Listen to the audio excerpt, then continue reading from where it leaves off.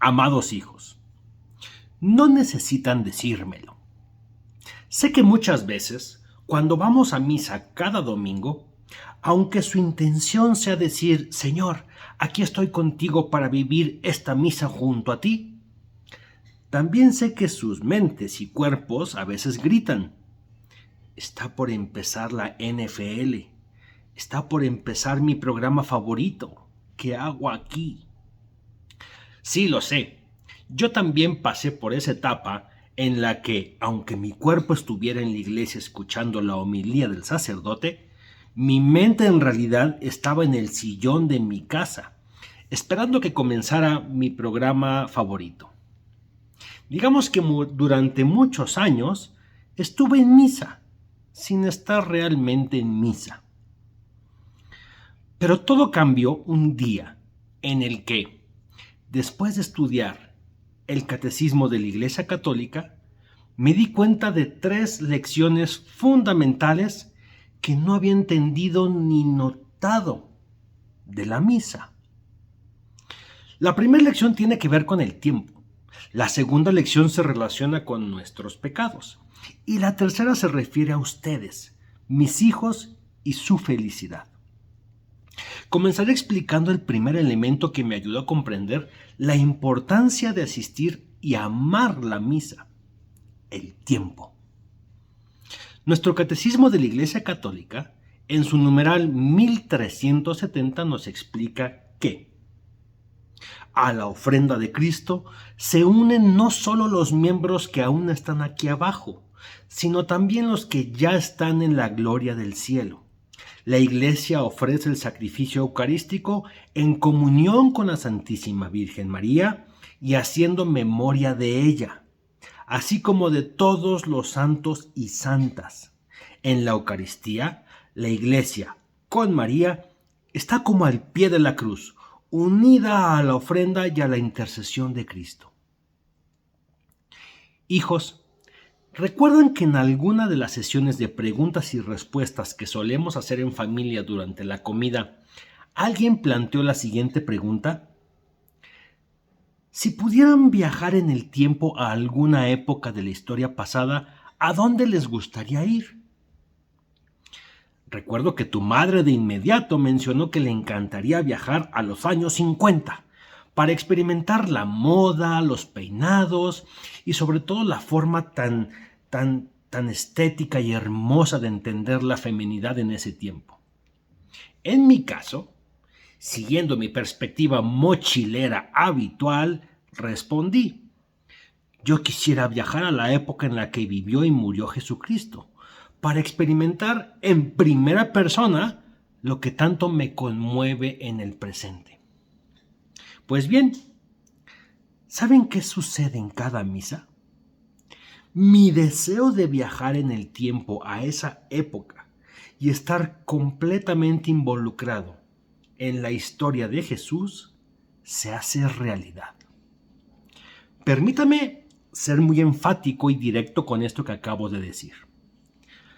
Lo que les estoy diciendo no es fantasía, no es mero simbolismo ni producto de mi imaginación.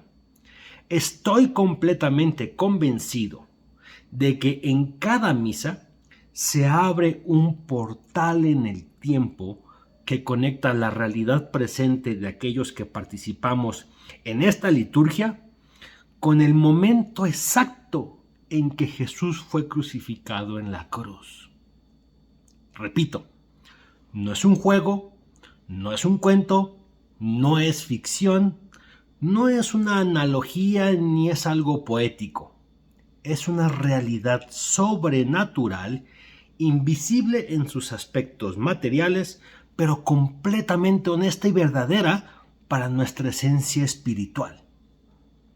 Hijos, en el momento en el que el sacerdote levanta el pan y el vino, repitiendo las palabras que Cristo pronunció hace 2000 años, todo el universo, toda la humanidad y toda la realidad se conectan con el año 33 de nuestra era, en el preciso momento en que el Cordero de Dios está siendo sacrificado en la cruz. A través de este milagro temporal, estamos físicamente presentes a los pies de la cruz en el monte Gólgota, fuera de las murallas de la Gran Jerusalén y en el siglo I. Estamos acompañando a la Santísima Virgen María, quien llora al ver a su hijo moribundo con las manos y los pies clavados a esa cruz. Junto a ella están su hermana María de Cleofás y María Magdalena. También nos arrodillamos junto a San Juan, el apóstol joven que tanto amó a Jesús y quien, entre los 12, es el único que tuvo el valor de acercarse lo suficiente al Maestro para escucharle decir a él y a la Santísima Virgen María: mujer, ahí tienes a tu hijo. Hombre, ahí tienes a tu madre. La iglesia y el altar se transforman en Jerusalén año 33. Repito, y disculpen mi insistencia en este punto, no es una metáfora, todo sucede en tiempo real, conectando pasado, presente y futuro en un solo momento. Es el momento más grande y grandioso de la historia universal, el momento en el que, gracias a ese sacrificio que estamos presenciando, tus pecados, los míos y los de toda la humanidad son perdonados. Y aquí es en donde introduzco la segunda lección que cambió por completo mi percepción y atención en la misa. Mis pecados.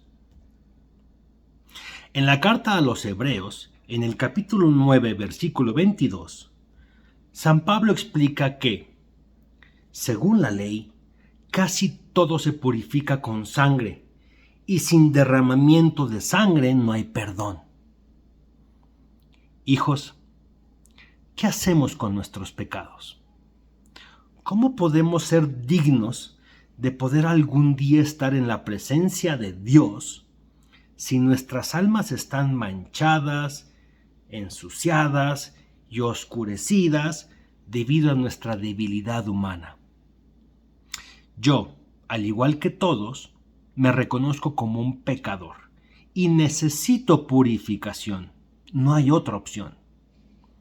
Y siguiendo lo que San Pablo expone en su carta a los Hebreos, parecería que la única opción que me queda es derramar mi sangre para purificar mi alma. Pero esperen, ¿qué está sucediendo? En la misa alguien está siendo castigado en mi lugar. Estamos viajando en el tiempo a un momento en el que alguien está siendo sacrificado por mí. ¿Por qué? Es Cristo. Es a Él, el hombre sin pecado, quien está derramando su sangre en mi lugar. Cristo en la misa se está ofreciendo en mi lugar.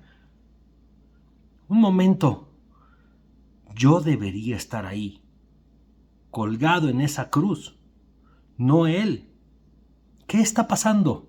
Debo pagar mucho por mis pecados. ¿Por qué alguien más está siendo sacrificado en mi lugar? La respuesta a esto la encontramos nuevamente en nuestro catecismo. Vamos ahora al numeral 1365 para entender lo que está sucediendo. Por ser memorial de la Pascua de Cristo, la Eucaristía es también un sacrificio. El carácter sacrificial de la Eucaristía se manifiesta en las mismas palabras de la institución. Esto es mi cuerpo que será entregado por vosotros. Y esta copa es la nueva alianza en mi sangre que será derramada por vosotros. Esto lo encontramos en Lucas 22, versículos 19 al 20.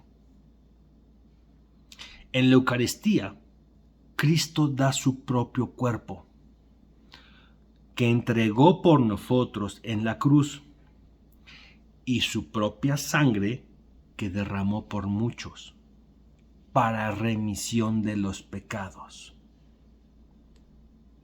Esto confirma el hecho de que Cristo será entregado por mí, por ustedes y por muchos.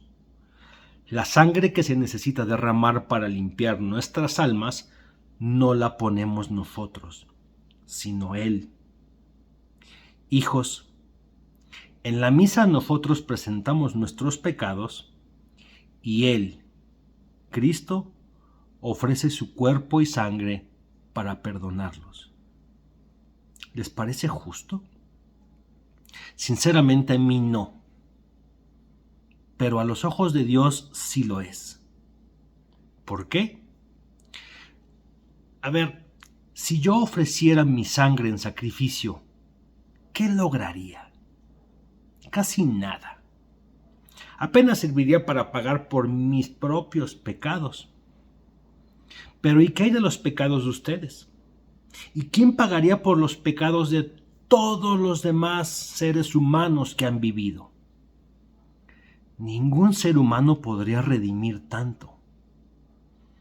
Pero aquí entra en juego la presencia de Cristo, un hombre que, teniendo la misma naturaleza divina de Dios, tiene la capacidad total y plena para pagar con un solo sacrificio por la redención de todos los pecados del mundo, los cometidos antes, durante y después de su venida a esta tierra.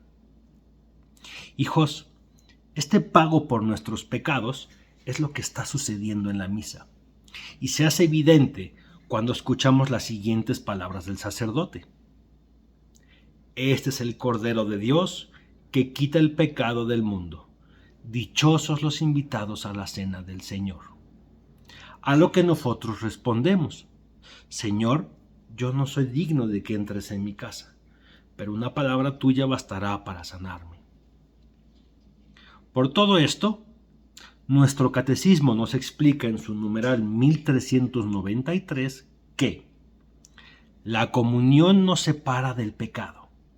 El cuerpo de Cristo que recibimos en la comunión es entregado por nosotros, y la sangre que bebemos es derramada por muchos para el perdón de los pecados. Por eso, la Eucaristía no puede unirnos a Cristo sin purificarnos al mismo tiempo de los pecados cometidos y preservarnos de futuros pecados. Hijos, al recibir a Cristo constantemente en la comunión, nos separamos del pecado. Cristo nos purifica de nuestros pecados pasados y nos protege de futuros pecados. Como lo dijo San Ambrosio, si anunciamos la muerte del Señor, también anunciamos el perdón de los pecados. Siempre que su sangre se derrama, es para el perdón de los pecados y debemos recibirlos siempre para que siempre perdone nuestros pecados, ya que todos somos pecadores. Y finalmente llegamos a la tercera lección que aprendí del catecismo, y que terminó por convencerme de que no hay un mejor lugar en el mundo que la misa. La lección tiene que ver con ustedes, mi familia. Nuestro catecismo de la Iglesia Católica enseña que, además del gran regalo de ser limpiados del pecado gracias al único sacrificio de Cristo, también existen otros frutos excepcionales en el rito de la Eucaristía. En su numeral 1391, leemos del Catecismo de la Iglesia Católica, leemos que la comunión acrecienta nuestra unión con Cristo. Recibir la Eucaristía en la comunión da como fruto principal la unión íntima con Cristo Jesús. Y también leemos posteriormente en el numeral 1392 lo siguiente: lo que el alimento material produce en nuestra vida corporal, la comunión lo realiza de manera admirable en nuestra vida espiritual. Hijos, la razón por la que me encanta asistir a la misa es porque, al hacerlo, me uno más a Cristo. Y al hacerlo, los uno a ustedes, mi familia, más a Él. No existe otra receta para lograr la verdadera felicidad que estar con Cristo. Voy a misa porque quiero que su madre y ustedes tengan cada vez menos de mí y cada vez más de Cristo.